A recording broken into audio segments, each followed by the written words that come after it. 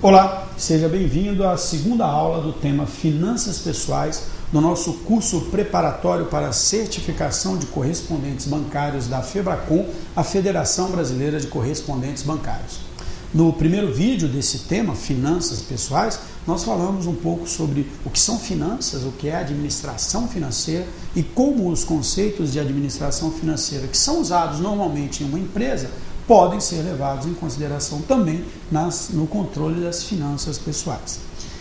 Um outro tema que nós abordamos na primeira aula é por que um correspondente bancário precisa entender, precisa saber sobre finanças pessoais. E a conclusão que nós chegamos é que o cliente de um correspondente bancário, na sua grande maioria dos casos, busca um empréstimo exatamente porque não teve um controle maior sobre as suas finanças pessoais. Você, então, como um profissional correspondente bancário, pode atuar como um consultor desta pessoa, ajudando a entender o tamanho desse empréstimo, como esse empréstimo deve ser não só adquirido, como também pago. O que eu vinha dizendo na primeira aula é a importância de você controlar as suas finanças, ou seja, ter um plano de contas de como o seu dinheiro entra e como o seu dinheiro sai. E eu disse que você pode usar uma planilha de Excel, você pode usar um caderno, mas o importante é ter claramente uma divisão dos seus gastos e colocar isso em uma coluna, por exemplo, dizendo qual a data que essa conta foi lançada, qual o tipo de conta que é, eu estou pagando contas relacionadas à minha casa, então água, luz, telefone, eu estou registrando, posso registrar os detalhes de informações dessa conta, se ela é uma conta de entrada, algo que está entrando, ou se é uma de despesa, qual é a data de vencimento dela, qual é a data de pagamento, qual é o valor dessa conta e calcular também o seu saldo. Se você tem as suas entradas, você tem as suas saídas, você pode calcular quanto de dinheiro está sobrando, tomara que sobre, ou se está faltando, né? E aí você vai ter que buscar outras fontes de renda. Usando um plano de contas, você pode calcular automaticamente o seu saldo realizado, né, entre as datas de pagamento e identificar no mês, naquele momento no mês onde vai faltar dinheiro. Por exemplo, entre o seu salário e o vale que você recebe em meados do mês, se em algum determinado momento vai faltar dinheiro.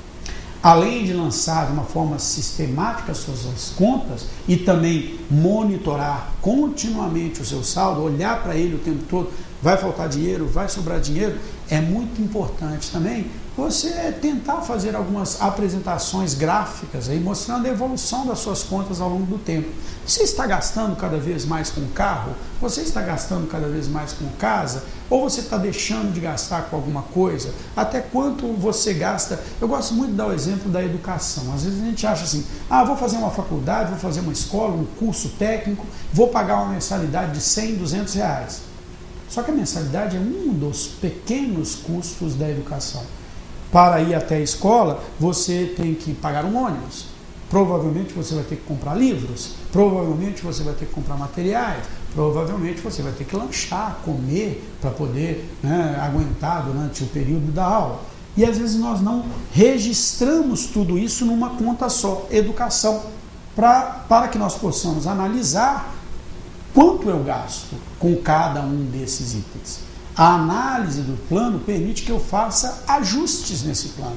Quando eu percebo claramente que eu estou gastando cada vez mais com alguma coisa, eu posso fazer alguma ação para diminuir aquela conta. Eu vou dar um exemplo até pessoal disso aqui. Eu faço meu controle de contas lá e descobri que a conta hoje mais alta que eu tenho nas minhas finanças pessoais é algo chamado comunicação. Quando você junta o telefone de casa, o celular, a internet, a TV a cabo, você tem uma conta absurdamente grande. Então você pode ir analisando, você pode ir ali e ver como você pode mudar essa conta, gastar menos dinheiro com essa conta. Qualquer diferença, qualquer ocorrência que acontece, você pode não só investigar, como corrigir. Mas administrar as finanças pessoais não é ter só um controle sobre como você gasta o seu dinheiro. É preciso ter objetivos. O objetivo maior de você controlar as suas finanças é alcançar seus sonhos. É fazer com que você guarde uma determinada quantidade de dinheiro durante algum tempo para alcançar os seus objetivos de curto, de médio ou de longo prazo. Né? Se simplesmente é guardar dinheiro, isso não vai trazer felicidade para você. Às vezes nem segurança financeira. Né? O que você precisa é determinar os seus sonhos e, por meio da gestão financeira, você alcançar os seus sonhos e aí sim alcançar a sua felicidade ou até mesmo a sua segurança financeira. Os objetivos entram no planejamento financeiro como uma meta e assim ele colabora para que você, no momento de analisar a sua situação, o seu planejamento, você tenha aquele sonho ali bem claro e isso te dê uma força, te dê disciplina para continuar a fazer o seu controle financeiro. Nós podemos citar aqui vários objetivos diferentes, né? Mas você pode ter, por exemplo, o objetivo de ter uma reserva financeira para uma emergência. Muitas pessoas às vezes passam por situações financeiras simplesmente porque não tem uma reserva, aí fica desempregado, tem uma doença, bate um carro, acaba ficando endividado, né? Para ter essa reserva financeira, e quando a gente pensa lá na frente, né, na sua aposentadoria, você precisa levar uma vida financeira organizada e controlada. Reserva de emergência geralmente é algo que você cria para um problema de curto prazo. Fiquei desempregado, até arrumar um próximo emprego, eu preciso ter um determinado dinheiro ali para viver aquele momento. Tive um acidente de carro, preciso ter um pequeno dinheiro para alguma situação que se coloca.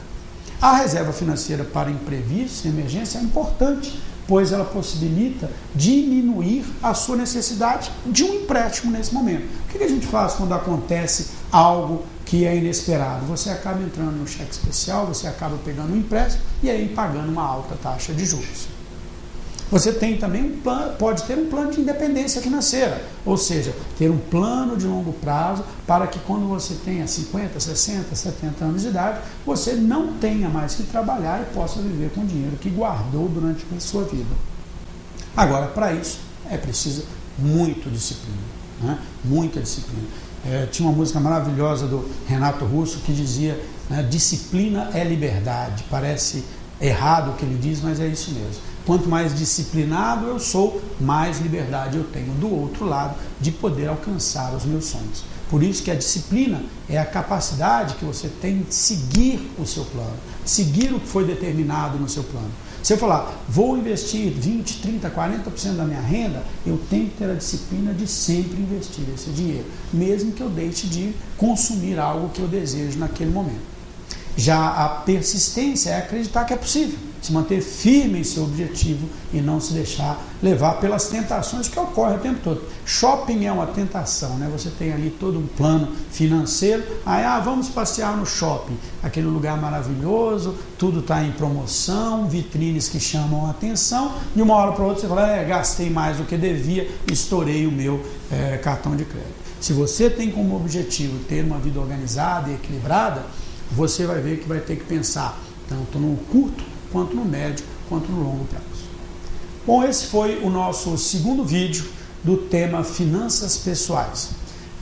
Como em todas as outras todos os outros temas deste curso preparatório para a formação em correspondente bancário da Febracon, você tem ainda mais um terceiro vídeo que compõe, né, o material que se soma também à apostila que você tem, as questões que estão na sua apostila e aos materiais complementares desse tema.